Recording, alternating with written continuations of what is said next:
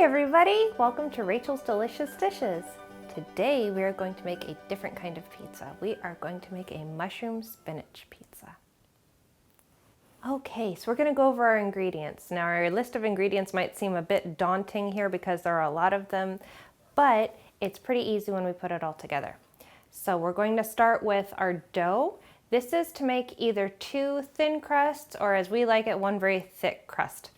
This is 3 cups of flour and 1 teaspoon of salt, 1 cup of warm water. And when I say warm, we want to make sure it's not hot. We also want to make sure it's not cold. I know this sounds weird, but about the level where bath water would be. We also have 1 tablespoon of yeast, 1/4 cup of plain vegetable oil, and 1½ teaspoons of honey. This is what we're going to use to put together our bread, our pizza dough. Now over here, we've got everything else that's going to go on the toppings. We have a 16-ounce bag of fresh spinach. You can absolutely use frozen spinach for this too. We just have fresh spinach today. And you can hear our oven heating up in the background. It's a very important step. You want to preheat the oven to 400 degrees. Okay, back to the ingredients. We also have a small container of sliced mushrooms, 1½ tablespoons of minced garlic, 1½ tablespoons of Parmesan cheese, 1/3 cup of heavy whipping cream, 8 ounces of cream cheese,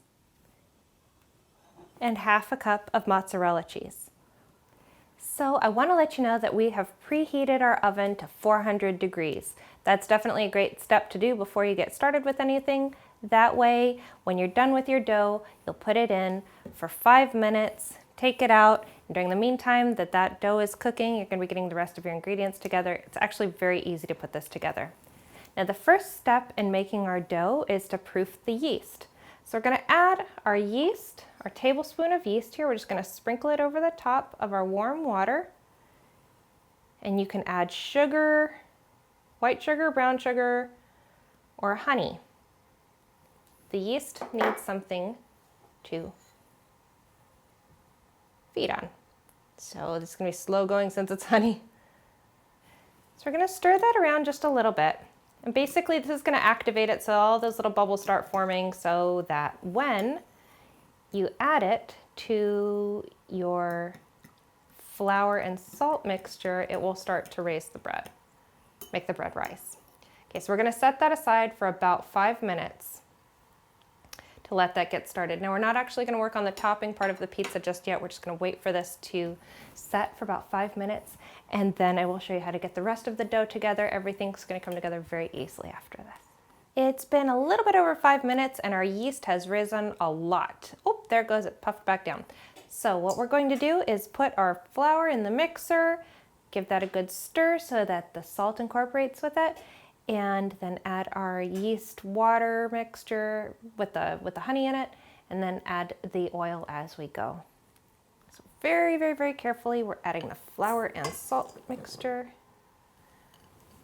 Give that a good little stir. Remember to lock it first.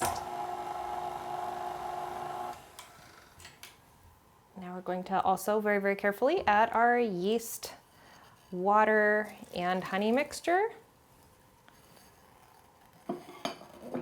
Now again, we like our dough very fluffy and kind of thick, but this can definitely make 2 pizzas. Now we're going to go ahead and add our oil as we stir. Now you might notice after you've stirred everything together and incorporated it that it just looks a little bit kind of raggy, and that's good. So what you want to do is just give yourself a little bit of oil directly on your hands. This is a great moisturizing treatment, and also it will help you to shape the dough so that it doesn't get stuck to your hands. And even though we're not using butter, it makes the dough taste very buttery, so that's always a plus. Now, I am not going to pretend that I know how to throw it around and over my head and do all sorts of cool tricks with it. So we're just gonna kind of maneuver it like this, make it fit your pan. So we are just basically maneuvering the dough onto the pan here. And what we're going to do with it is fill in any gaps. You might notice as you're pressing it down to make it fit the sides that there's some little holes that open up. That happened on mine too. You just grab a piece from the thicker area right here and you do a little patchwork and it's gonna be fine. It's gonna taste fine, it's gonna look fine, it'll be good. So remember, it's food, we want it to taste good first. Okay, so here we go. Here's what it looks like. We're gonna pop it in the 400-degree oven for 5 minutes. During that time, we're gonna go ahead and get started on the mushroom spinach mixture. We're gonna wind up taking it out of the dough out of the oven before this is complete, but it's all set. So let's go ahead and put this in the oven and get started on our toppings. Okay, we're gonna go ahead and take out our pizza dough and then we'll get started with the toppings. So slight change of plans. We are not going to turn off the oven. We're gonna leave it preheated at 400. So we're gonna take this out. Here's what it looks like. Okay, so it's not totally done yet. It just needs to kind of pre-bake for about 5 minutes in the oven, and then we top it and we bake it for 15 more. So we're gonna set that aside.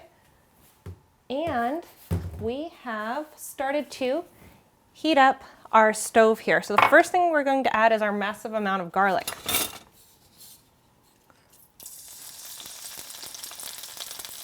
Now on our electric stove, I have this set to medium heat. We have about 1.5 teaspoons of vegetable oil in here just to let it move around the pan. So we're gonna let this get to a goldeny brown color, which takes about a minute. At that point, we're going to add the mushrooms and salt and pepper. Now I say salt and pepper, do this to your liking. We like a lot of black pepper and a little bit of salt. Whatever you think is best. You know, there might be a different ingredient that you want to add to it as well. Maybe even, oh, I don't know, have some fun with it. Maybe chipotle powder or something. You can have some fun. Make it your own. Okay, so here is where we are with the garlic. It's just about getting there. Kind of like a tan blonde color. Just a little bit darker from how it looks when it is fresh. Okay, now we're gonna go ahead and scrape these mushrooms into here. And give those a good coating of that little bit of oil and garlic. Now these are gonna cook, they're gonna saute for about 5 minutes, but before we come right back, we're going to add a little freshly ground black pepper. That's one area where I would definitely throw in my 2 cents and say if it's freshly ground, it's so much better than the stuff that comes pre-ground. That's not bad, this is just a lot better. And a little sprinkle of salt. So we're gonna give these a few more stirs and we're going to let them saute for about 5 more minutes. After that, we'll be adding the spinach. They're gonna look a little crispy and a little golden around the edges. It's gonna be great. So our mushrooms are nicely sauteed now, and we are going to add our spinach, just a handful at a time.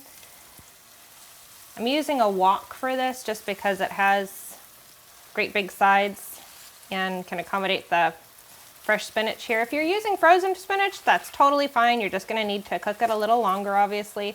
You can, ooh, that's a funky piece. You can let this cook for about 5 minutes. So again, 5 minutes, 5 minutes, 5 minutes. Pretty self-explanatory. We're just gonna lay all of this in here, and as the heat gets to it, it'll start to wilt and make it easier to turn. It's just so easy. If you're using frozen spinach, you can add the frozen spinach directly to the pan. That's fine. It does take a little longer to cook. It's gonna have the same flavor afterward. Let's give it a couple turns, a few turns of freshly ground black pepper, tiny little bit of salt, and then we'll just keep stirring it. It'll take about 5 minutes to wilt. As you can see, it's nice and wilted, and it's really reduced down a lot. So all of that spinach that was just poofing over the top of the pan is now a very manageable amount. Now we're going to add this giant block of cream cheese. Now, if you are so inclined, you can cut it into pieces. You don't have to. And since I'm just going to show you how to do it in one step, we're going to leave it in there. Again, this is going to need about 5 minutes. Now, as you're cooking it, you can just very, very, very easily break it into chunks with a wooden spatula. The idea here is to mix everything around and get it evenly coated with the cream cheese. And in just a minute, once this starts to melt, we're going to add the heavy cream and the Parmesan.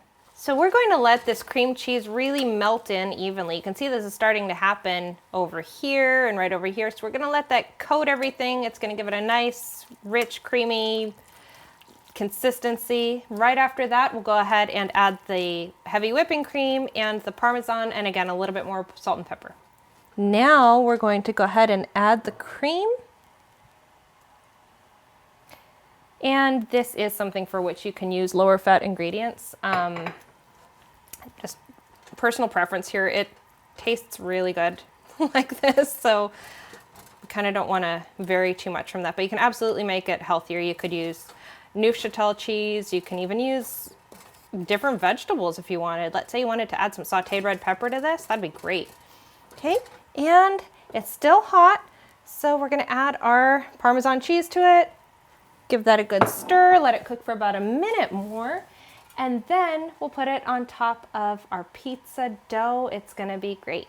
Once it's on top of the pizza dough, it's gonna bake for about, and we add the mozzarella cheese, it's gonna bake for about 10 to 15 minutes. So you wanna just keep an eye on it at about the 10-minute mark and see if it's baked to your liking, okay? So that way if it's not too dark or not too light, so that it's baked to your liking.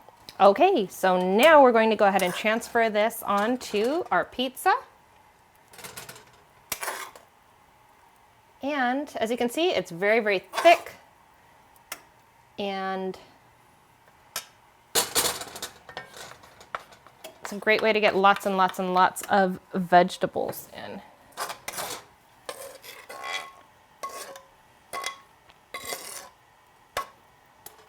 Okay, and we're going to make it kind of rustic. This is a knife and fork pizza for sure. Okay. Try to spread it to the edges as much as you can without stuff falling off. And then we'll just sprinkle all of this cheese really, really quickly, easily, right over the top like this. There's not a lot of extra cheese on the top because a lot of it is already built into the sauce itself with all that cream cheese. We're gonna put it in the oven, again, at 400 degrees for between 10 and 15 minutes, and we'll see you then. So we've added the cheese to the top now, and we're just going to put it into the oven for between 10 to 15 minutes. Keep an eye on it at about the 10-minute mark to see if you are liking the way it's cooking. So our pizza is ready. We took it out at about 11 minutes. We watch it really carefully at 10 minutes, and as you can tell, it's a little goldeny, but it's still pretty light. So if you like it a little bit darker, leave it in for the extra time. Anyhow, it's been resting for about 5 minutes, so now we are ready to cut into it and try it. So let's give it a taste. It's still steaming. See a lot of the spinach in there.